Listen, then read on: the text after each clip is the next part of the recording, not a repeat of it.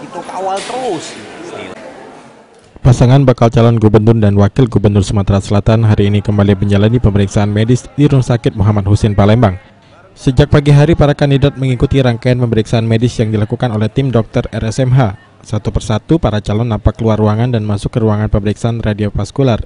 Mereka harus menjalani pemeriksaan kesehatan secara menyeluruh. Para kandidat nampak cukup santai mengikuti tes kesehatan di hari kedua ini. Untuk menjalani pemeriksaan hari ini, para kandidat diharuskan berpuasa sejak malam hari. Mereka mengaku memang telah mempersiapkan fisik untuk mengikuti tahapan pilkada kali ini. Persiapannya cukup puas. Cukup puas. Insya Allah. Treadmill tadi. Treadmill. Oh ya, treadmill. Mulut, dalam, organ dalam.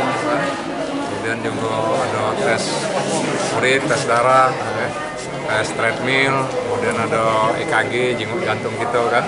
Ada berapa banyak, Pak? Lengkap lah. Ada berapa banyak, Pak? Aku lupa, tapi itu ini seperti medical check up lengkap.